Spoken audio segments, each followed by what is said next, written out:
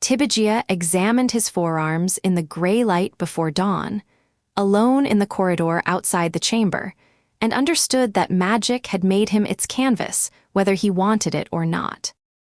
The burns ran from wrist to elbow on both arms, raised welts of scar tissue, tracing geometric patterns that he recognized as fragments of Mariama's cipher. The skin was tight, pink where it was healing and dark where it was not, the texture of the scars rough and ridged like the surface of an embossed smock.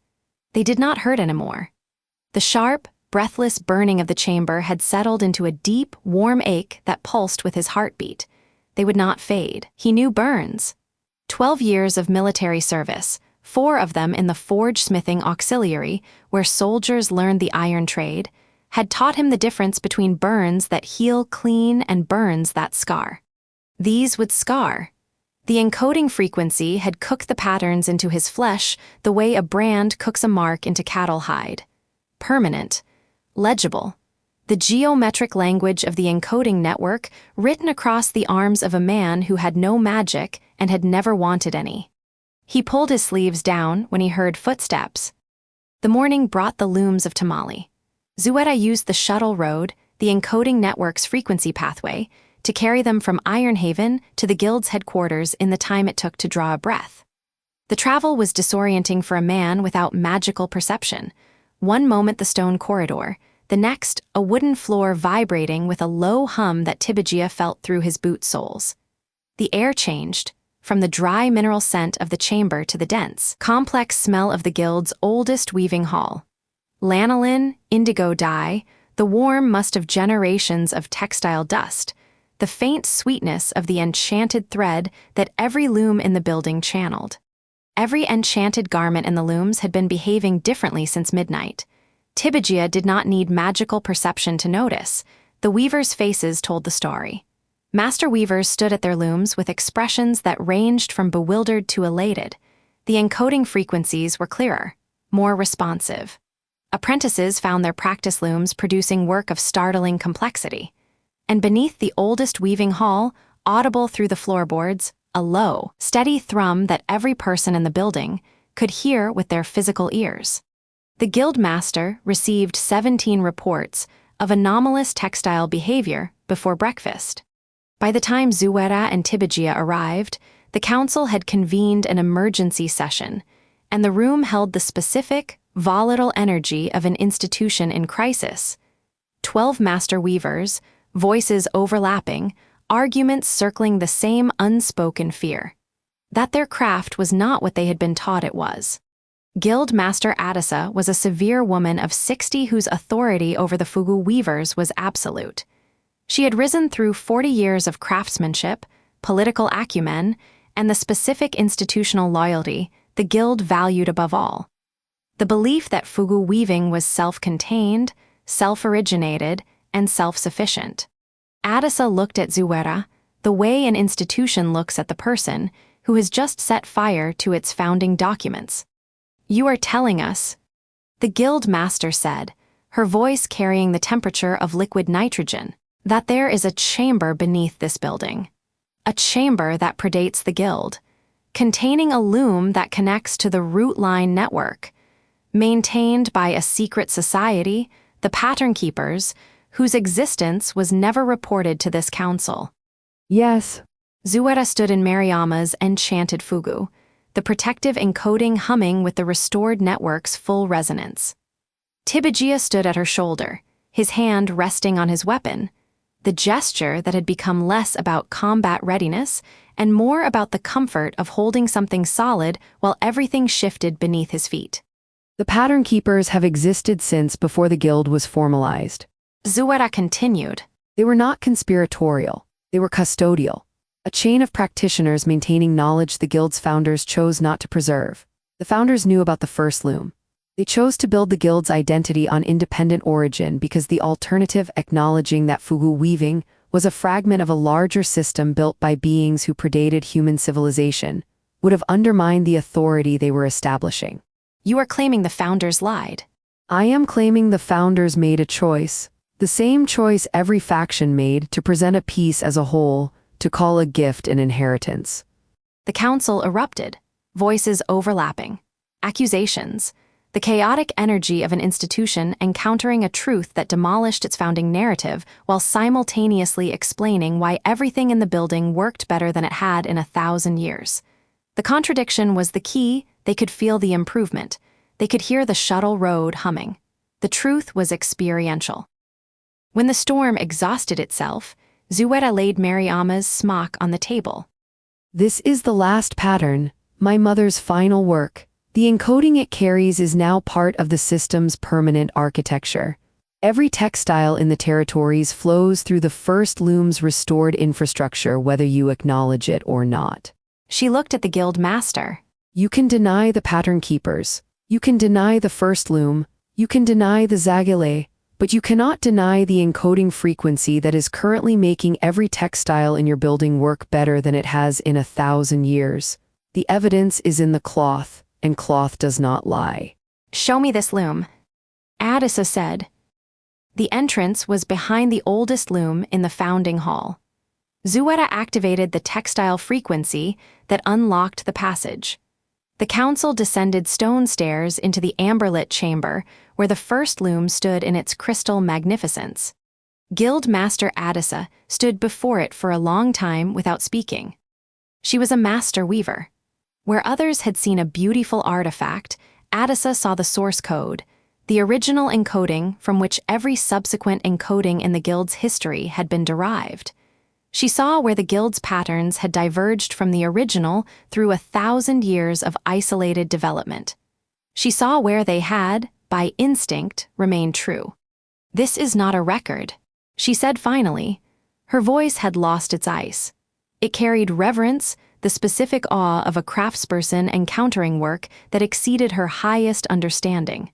It is a living document. The patterns are updating in real time. The first loom is the system's memory, WuDon confirmed.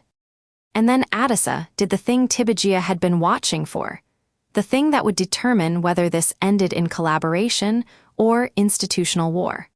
She reached for the tapestry, not to examine it, to touch it.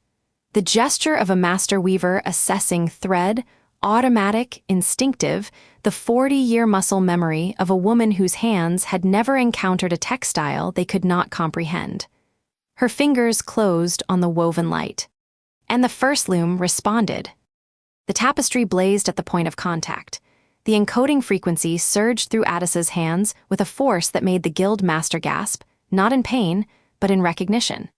Tibigia watched her face transform. The institutional calculation was gone. The political assessment was gone. What remained was the naked, unguarded expression of a weaver touching the greatest loom ever built and feeling it speak to her in the language of her own craft. It lasted 3 seconds.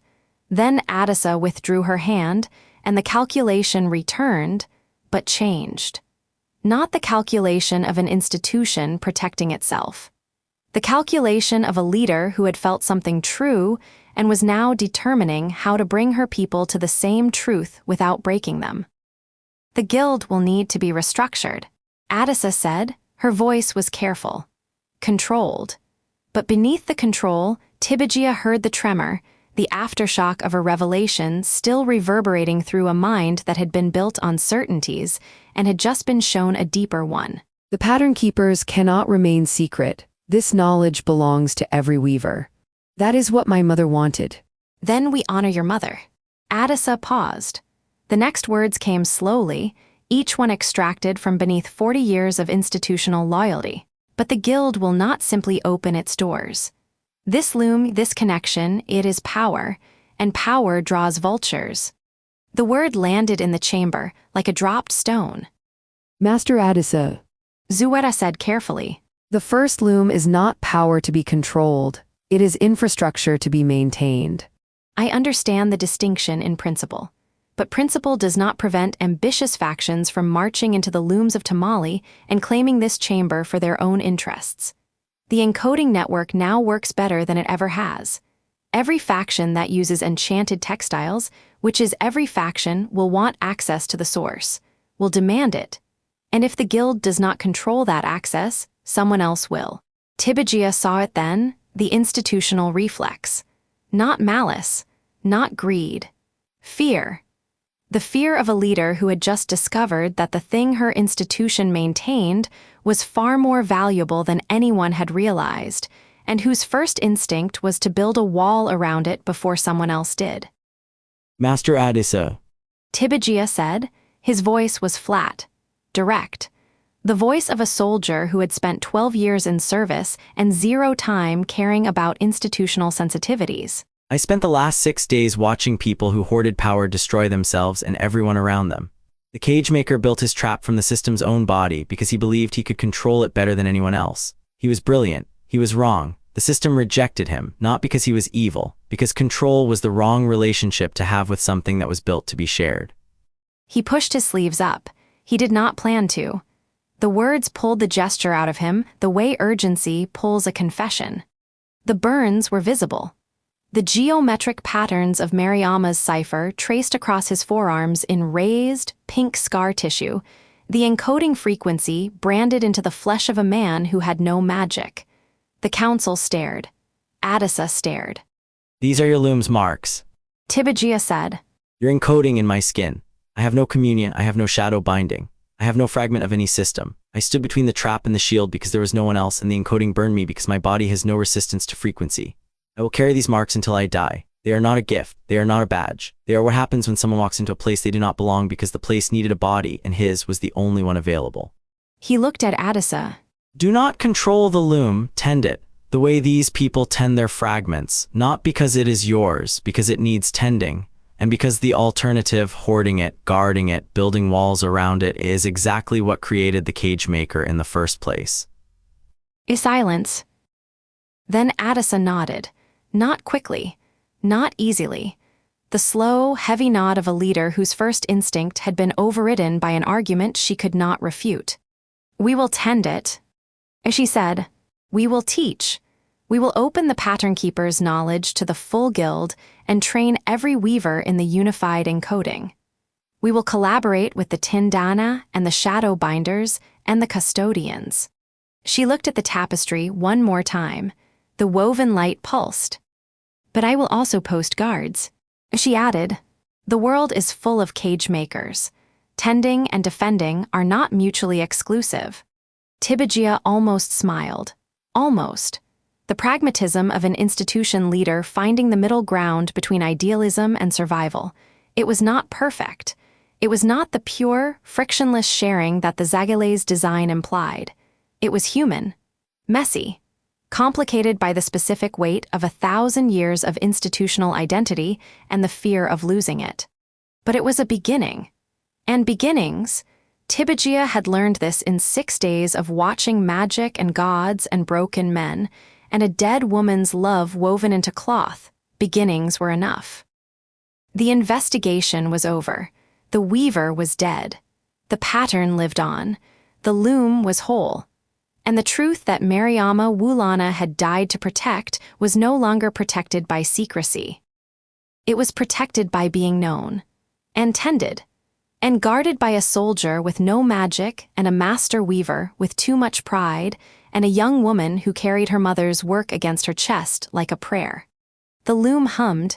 The guild would survive, not unchanged, not comfortably, but it would survive. Some things are worth the scars.